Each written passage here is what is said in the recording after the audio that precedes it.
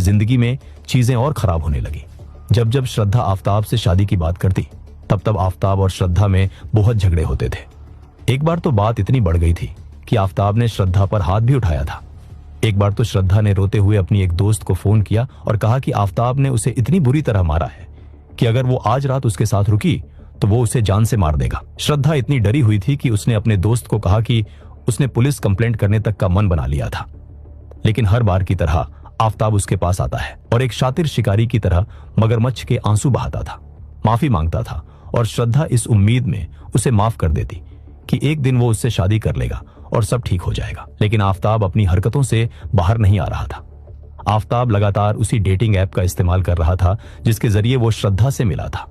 वो दूसरी लड़कियों से मिलता था। जब श्रद्धा को इस बारे में पता चला तो उसने विरोध किया, जिसके बाद आफताब ने उसे ही मेंटली टॉर्चर किया और कहा कि तुम पागल हो रही हो, तुम बेवजह शक करती हो। दोनों के बीच भयंकर झगड़े होते थे, लेकिन श्रद्धा इस रिश्ते से बाहर नहीं निकल पा रही थी। 2022 में जाके आफताब के परिवार को भी पता चला कि आफताब किसी हिंदू लड़की के साथ रह रहा है।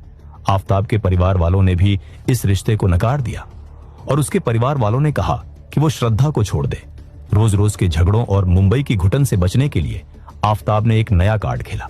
उसने श्रद्धा से कहा कि मुंबई में हमारे परिवार हमें कभी एक नहीं होने देंगे, चलो सब कुछ पीछे छोड़कर दिल्ली चलते हैं, एक नई जगह में एक नई शुरुआत करते हैं। श्रद्धा को लगा कि आफताब सुधरना चाह रहा है और वो भी रोज रोज के झगड़े से तंग आ गई थी, इसीलिए उसने दिल्ली जाने के लिए हाँ कर दी। दिल्ली जाने से पहले मई 2022 की शुरुआत में अपना मूड फ्रेश करने के लिए वो पहले हिमाचल प्रदेश घूमने गए और फिर 8 मई 2022 को दिल्ली पहुंच गए। कुछ दिन वो आफताब के दोस्त के यहाँ रुके और वहां रुकने के बाद 15 मई को उन्होंने छतरपुर इलाके में एक फ्लैट किराए पर ले लिया। श्रद्धा बहुत खुश थी।